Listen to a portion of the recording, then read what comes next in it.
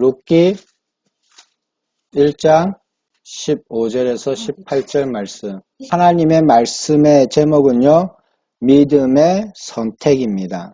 룻기는요, 사사시대 때 내용입니다. 베들레헴에서 나서 살았던 그 유다 사람들 중에 이 베들레헴에 기근이 왔거든요. 가뭄이 왔단 말이에요. 이 베들레헴의 뜻이 뭐냐면은 떡집이라는 뜻이에요. 떡집. 떡집에 뭐가 없으면 망해요? 곡식이 없으면 망해요. 떡을 만들 재료가 없으면 망한다라는 거예요. 다시 말하면은요, 그만큼 베들레헴에는요, 곡식이 좀 풍부했던 지역입니다. 유다 지역에서도요, 곡식이 좀 많이 유입되고, 또, 이렇게 뭐라고 해야 됩니까? 사람들이 먹고 사는데 크게 지장을 받지 않는 그런 지역이었다고 이야기를 합니다. 근데 거기마저 기근이 들었다면 유다 전역에 기근이 심했다라는 이유가 된다라는 거예요. 근데 이 나오미 가족이 어디로 갑니까? 이 기근을 피해서 모압 땅으로 가요. 베들레헴을 벗어나 모압 땅으로 가서 거기서 이제 기근을 보내려고 한다라는 거예요. 근데 거기서 몇 년 살지 못하고 누가 죽습니까? 나오미의 남편이 죽습니다.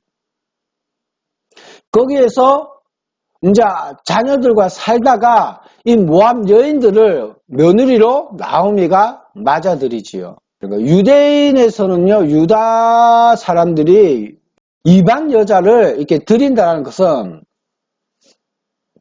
특별한 일이에요. 굉장히.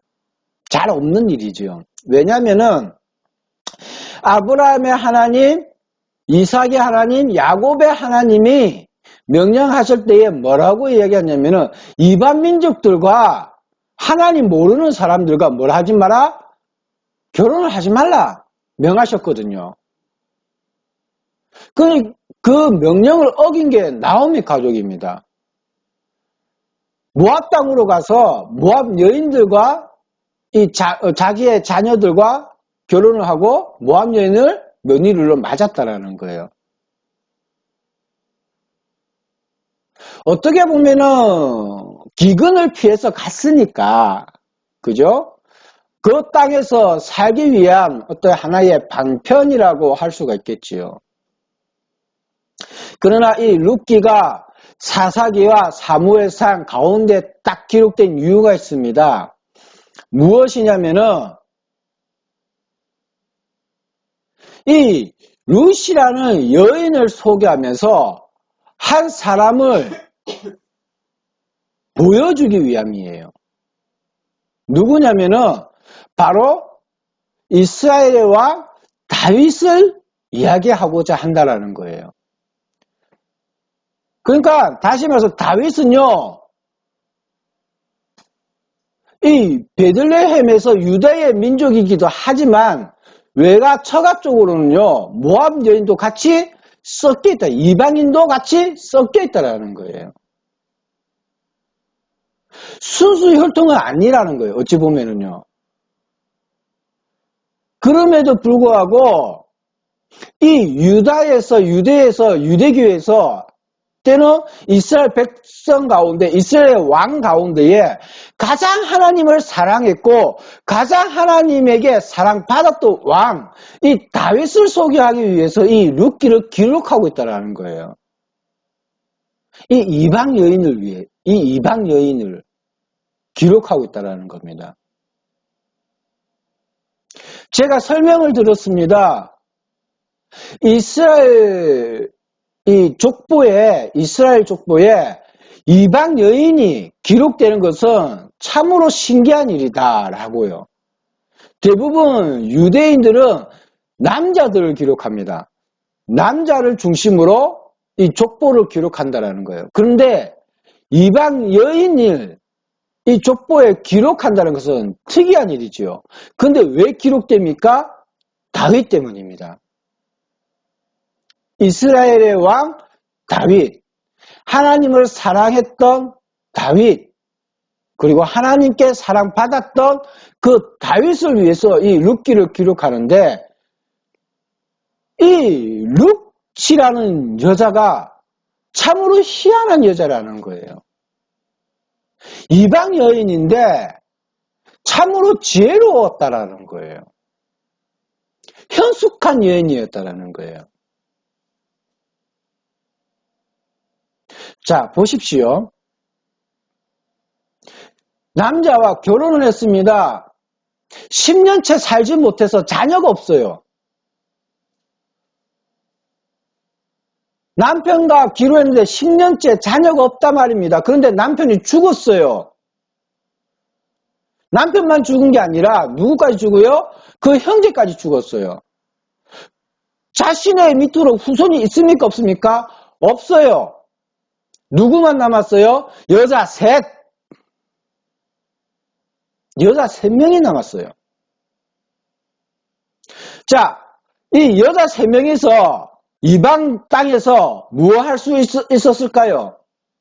어떻게 먹고 살 수가 있었을까요? 그 시대 때 여자가 무언가를 할 수 있었다는 건 되게 어려운 일입니다. 가축을 돌보거나 최소한의 가축을 돌보거나 땅을 장작하여서 곡식을 얻어내야 되는데 그게 쉬웠냐? 어려웠다라는 거예요. 어려웠다라는 거예요. 노동이 어려웠다라는 거예요. 그 어려운 삶을 이어가다가 나오미가 소식을 듣습니다. 고향 땅에 베들레헴에 기근이 점차 줄고 있다라는 소식요. 어떻게 양식을 얻어 먹고 살 길이 생겼다라는 것을 듣게 됩니다. 그러니까 나오미는 이제 자기 고향 땅으로 돌아가려고 이제 마음을 먹습니다. 근데 누가 걸려요? 며느리 2명이 걸려요. 그러니 며느리들 보고 어떻게 해요? 이제 너희 부모 집으로 돌아가라. 너희가 결혼해서 왔고 자녀도 낳지 않았으니 자녀도 없으니 어떻게 하라? 돌아가서 너희의 삶을 새로 살아라 라는 거죠. 두 며느리 중에 한 명은 쉽게 돌아섰다라고 이야기하지는 않습니다. 룻기에서 어떻습니까? 어머니를 따라가려고 이 두 며느리가 작심을 했다라는 거예요. 그런데 나오미는 어때요? 이 두 이방 여인을 데리고 자기 고향에 가서 어떻게 해요? 먹고 살 길이 막막하다라는 거예요. 자기 혼자 가서 친척집에서 또는 친척집 밭에서 뭘 이렇게 주워 먹어도 먹을 수는 있겠는데 이 아이들까지 보살피기가 어려웠다라는 겁니다. 이 며느리까지 이렇게 돌보기가 어려웠다는 거예요. 자기 몸 하나 가누기에는 겨우 어떻게 해보겠는데 이방 여인을 데리고 가서 살 수 있다라는 것이 문화적으로 어려웠다라는 거예요. 뿐만 아니라 시기적으로도 어려웠다라는 거예요. 겨우 자기 입 하나 덜 수 있는 상황이었다라는 거예요. 나오미에게는요. 그러니 이 두 며느리를 먹여 살 자신이 없었던 거예요. 어떻게 방법을 구해낼 수 있는 일이 없었다라는 거예요. 그러니 결단적으로 어떻게 해야 됩니까? 이 여인들을 그냥 굶어 죽일 수가 없으니 어떻게 해요? 집으로 돌아가서 생명을 여명하라는 거예요. 가족들에게 돌아가서 생명을 여명하며 삶을 살아라는 것으로 결정을 내렸다라는 거예요. 한 여인은 울며 겨자 먹기로 자기 가족들에게 돌아갑니다. 쉽게 선택한 일이 아니에요. 근데 이 루시아는 여자는 그냥 죽어도 그냥 어머니와 함께 살겠다 작심을 했다는 거예요. 이 사항을 몰랐을까요? 루시오. 돌아간 한 여인은 이 사항을 몰랐을까요? 왜 울며 겨자 먹기로 어머니를 떠나가고 자기의 고향집으로 돌아갔을까요? 뻔하거든요. 어머니가 간곡하게 이야기한 내용이 무엇인지 알았다라는 거예요. 누가 믿음의 선택이고 누가 믿음이 없는 선택이고 이것을 이야기하고 싶은 게 아니고 누가 잘한 선택이고 누구는 나쁜 선택이다 이것을 이야기하고 싶은 게 아닙니다. 사람이 삶을 살아가기 위해서는 어쩔 수 없는 결단과 어쩔 수 없는 선택이 있다라는 거예요. 그러나 룻이 선택한 것은 무엇이냐면요. 참으로 희귀한 선택입니다. 모압 땅에서 자기의 고향 땅에서 어디로 가요? 이방 땅으로 가는 거예요. 그리고 거기서 좋은 모습으로 살 수 있는 일은 절대 없다라는 겁니다. 그럼에도 불구하고 이 룻이 선택한 길은요. 결코 지혜로운 선택은 아니었다라는 거예요. 누가 봤을 때 지혜로운 선택이에요? 결론적으로 하나님이 봤을 때 지혜로운 선택인 거예요. 이것을 분별해 내기는 정말 어렵습니다. 왜냐하면 룻이 선택한 길은요. 지금 내가 어머니를 따라 베들레헴에 가면은 좋은 일이 있을 것이다. 이런 일이 절대 없다라는 거예요. 여러분 생각해 보십시오. 우리가 하나님 앞에 믿음의 선택을 할 때는 무엇을 바라고 선택합니까? 우리가 믿음의 선택을 하면은 하나님께서 뭔가 우리에게 좋은 일을 허락하실 것이다. 이 티끌만한 뭐가 있기 때문이에요? 기대가 있기 때문이에요. 기대가 있기 때문이라는 거예요. 이 티끌만한 기대가 없으면은 우리가 하나님 앞에서 믿음의 선택을 할 수 있다 없다? 없다라는 거예요. 근데 룻은요, 이 티끌만한 기대조차 없던 상황이라는 거예요. 아무런 기대가 없는 상황이에요. 하나님이 룻을 통하여서 나오미를 통해서 어떤 일을 펼치실지 아무것도 없는 상태예요. 단 룻이 선택한 건 그거예요. 그냥 시어머니 따라가서 어떻게든 시어머니를 보양하고 함께 생명을 유지하며 어떻게든 내가 어머니를 모시고 살겠다. 그 각오 말고는 없다라는 겁니다. 그래서 어떻게 작심한 거예요? 어머니의 백성이 내 백성이 되고 어머니의 하나님이 내 하나님입니다. 라고 고백을 한다라는 거예요. 내 모든 것을 다 바꾸어서라도 내 모든 것을 전부를 다 버려서라도 나는 어머니를 모시고 어머니가 가시는 곳에서 함께 살겠습니다라는 거예요. 어떤 일이 있어도 내 모든 것을 희생하겠습니다라는 각오라는 거예요. 이게. 자, 하나님의 뜻을 바라고 가냐? 아니라는 거예요. 어떤 기대도 없습니다. 그냥 어머니 따라 가서 제가 하나님을 섬기며 살겠습니다. 이거예요. 어머니가 섬기는 하나님을 내가 섬기면서 어머니를 그 하나님과 함께 모시며 살겠습니다. 이 각오 말고는 없다라는 거예요. 너무나도 미련한 선택이지요. 인간적으로 봐서 세상적으로 봐서 이렇게 미련한 여자는 없는 겁니다.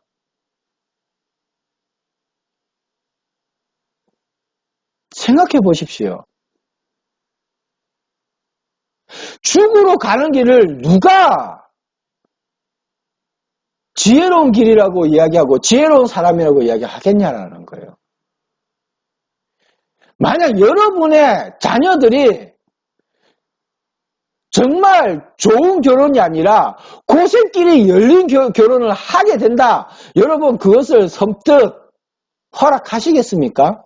저도 못합니다.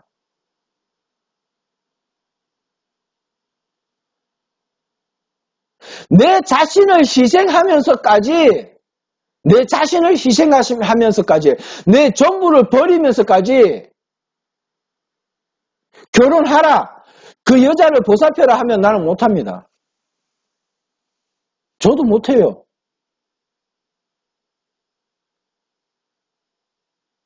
어떻게 그렇게 미련한 선택을 할 수가 있겠습니까? 근데 이 루시라는 여자는 미련한 선택을 한 거예요.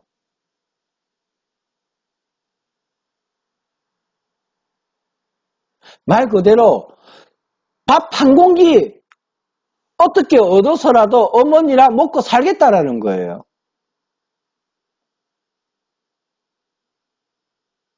내가 굶주리더라도 어머니만큼은 내가 보양하며 살겠다라는 이런 미련한 행동을 하고 결단을 한 거라는 거예요.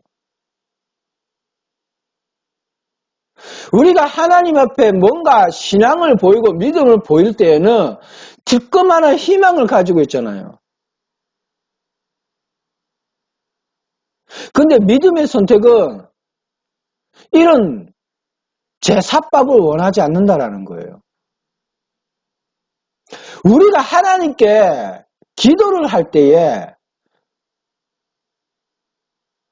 뭔가 자꾸 우리의 삶, 우리의 어떤 행동에 대해서 믿음의 삶과 믿음의 기도, 믿음의 어떤 신앙생활에 대해서 뭔가를 우리가 열심히 할 때에는요, 우리가 하나님 앞에 진실하게 살기 위한 각오가 있어서 하기보다도 그 이면에 따라올 하나님이 주실 뭔가를 바라고 있다는 거예요.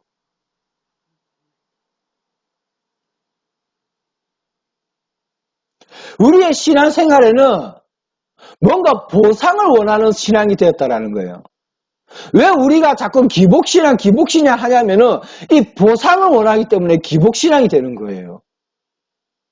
적어도 우리가 11조로 하게 되면은 하나님께서 내가 하나님께 드린 만큼 뭔가 풍족한 삶을 좀 더 누리게 하실 것이라는 이 자그마한 기대, 이것 때문에 하나님께 헌금을 한다는 거예요. 우리가 누군가를 어떤 목사님을 또는 어떤 교육자들을 보양할 때에 어떤 마음으로 보양을 합니까? 뭔가 하나님의 은혜가 조금이라도 나에게 떨어지기를, 뭔가 보상이 조금이라도 있기를 원하기 때문이라는 거예요. 만약에요, 여러분 생각을 해보십시오. 여러분을 위해서 기도해주는 목사님이 없다. 그 목사님 나를 위해서 1분이라도 1초로 기도해주지 않는다. 그럼에도 불구하고 하나님의 이름으로 그 목사님을 보양하겠냐라는 거예요. 여러분의 주머니에 틀어서 식사 대접을 했는데도 불구하고 그분이 이 식사 대접을 한 자신의 손길을 위해서, 자신의 가정을 위해서 1초라도 기도해주지 않는 목사님이라면 여러분 보양하시겠습니까? 어떻습니까?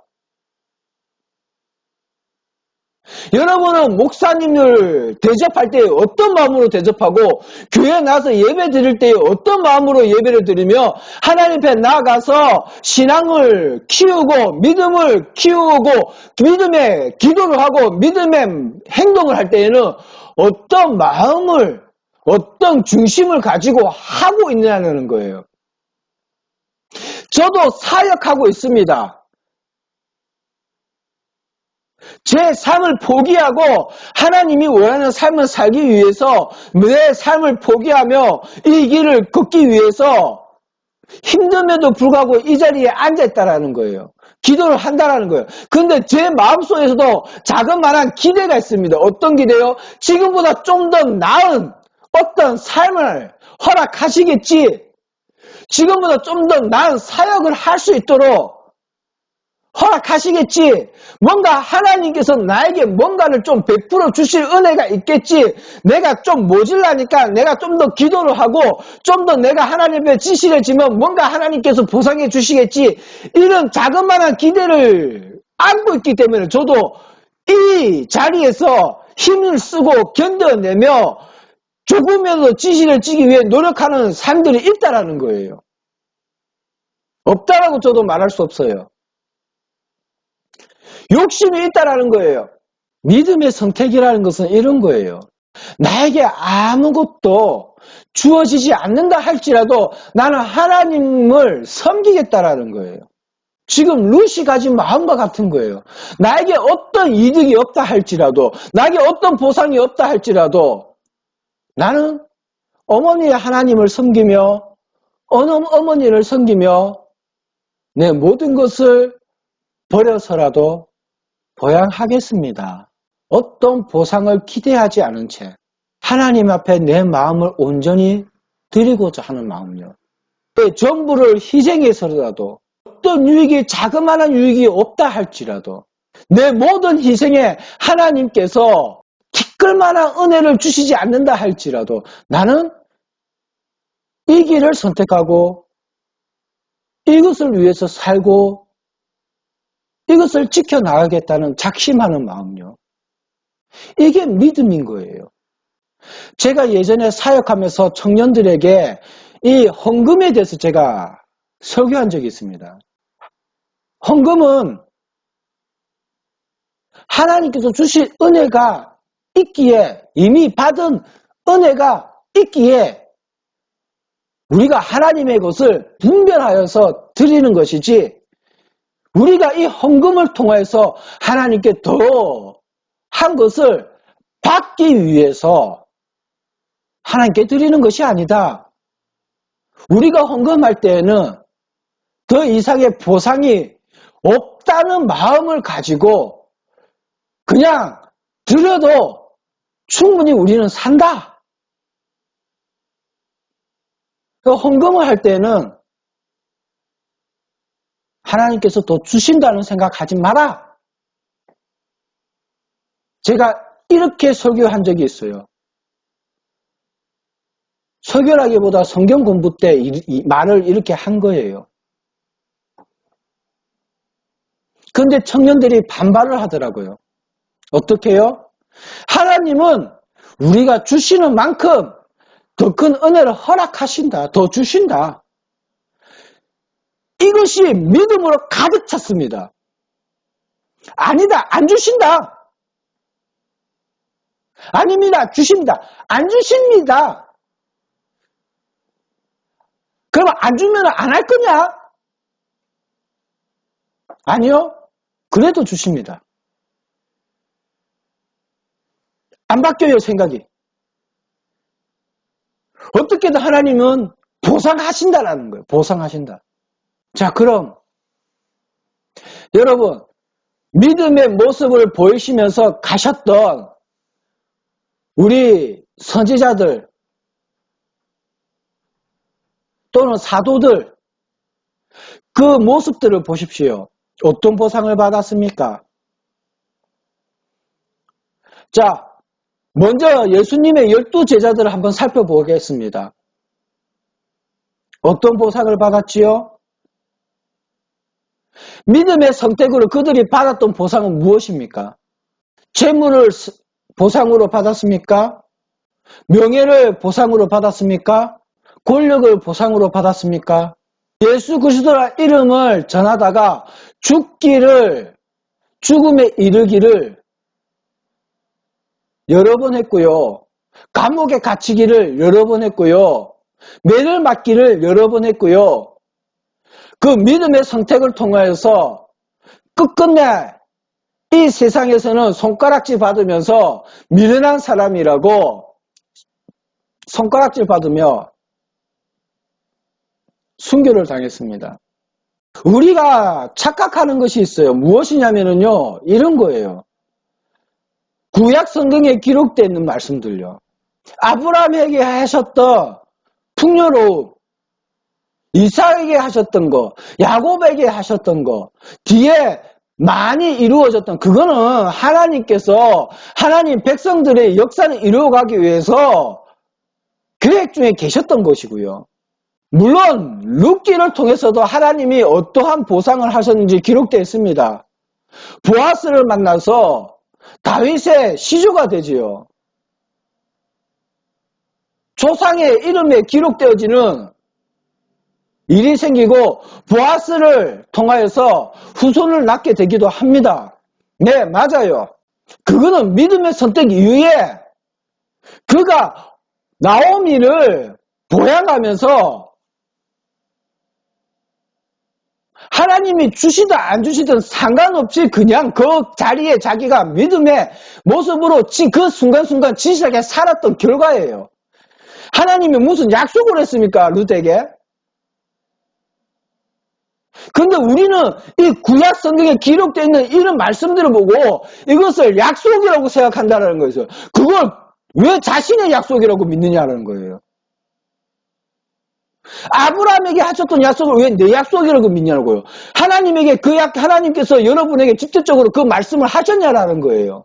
신약에 기록되어 있는 하나님의 말씀의 약속은 무엇입니까? 이거 하나예요. 주 예수를 믿어라. 그러면 너와 내 가족이 구원을 얻으리라. 신약에서 하나님이 우리에게 약속하셨던 거, 예수께서 우리에게 약속하셨던 말씀은 딱 이거예요. 주 예수 그리스도를 믿어라. 그러면 너와 내 집이 구원을 얻으리라. 이 말씀의 약속 외에 어떤 약속이 있습니까? 여러분의 삶을 부유케 하시겠다는 약속이 있습니까? 여러분을 더 명예롭게 하시겠다는 약속이 있습니까? 여러분은 믿음의 선택을 무엇으로 하고 있냐고요? 예수 그리스도 믿음으로 말미암아 영생을 위한 그 약속을 믿고 믿음의 신앙을 키워나가고 기도를 하고 계십니까? 안 그러면은 구약의 약속처럼 구약에 기록되어 있는 어떤 보상의 심리적으로 여러분 신앙을 선택하고 살아가고 있냐라는 거예요. 무엇을 선택하고 있습니까? 여러분 지금 믿음의 사람으로서 순교할 작심으로 여러분 믿음 생활을 하고 계시냐는 거예요. 신약 시대에 믿음을 선택하고 사는 믿음의 사람들은요, 순교를 각오하고 살았어요. 자, 지금 여러분은 어떤 마음으로 믿음 생활하고 있습니까? 여러분은 재산이 몰락하고 주머니에 한 푼 없이 거지가 되어도 여러분 하나님을 믿는 믿음의 사람으로서 살겠냐라는 거예요. 주변 사람들 여러분은 손가락질하고 여러분은 비아냥거려도 여러분은 그 믿음의 삶을 살겠냐는 믿음의 삶을 살겠냐라는 거예요. 내 몸이 병들고 힘들고 괴로워서 그 누구의 도움을 받지 못하고 시름시름 앓고 가고 죽어가는 육신을 가졌다 할지라도 여러분은 믿음의 삶을 살며 믿음의 기도를 하며 하나님에 의해서 그 믿음을 놓지 않으면 살겠냐라는 거예요. 원망 없이 오늘도 내가 신실하게 믿음으로 하나님을 찬양하며 하나님께 감사하며 하나님께 영광 올려드리며 하나님 앞에서 내가 오늘 이 삶을 사는 것에 만족하며 그 믿음을 지키겠냐라는 거예요. 어떻습니까? 만인이 여러분에게 손가락질로 욕을 한다 할지라도 여러분은 그 믿음을 선택하고 살겠냐라는 거예요. 그 한 사람도 여러분의 그 삶을 인정해 주지 않는다 할지라도 룻이 선택한 것이 무엇인 줄 아십니까? 이 미련한 여인이 선택한 것이 무엇인 줄 아세요? 여러분 기도하는 여인들 중에 특별히 청년들 중에 룻이 되기를 기도하는 여인들이 있는데 룻처럼 되어지기를 기도한다면요 여러분 각오하셔야 됩니다. 정말 룻이 무엇을 선택하는지 여러분 말씀을 통해서 바르게 생각하고 바르게 보셔야 돼요.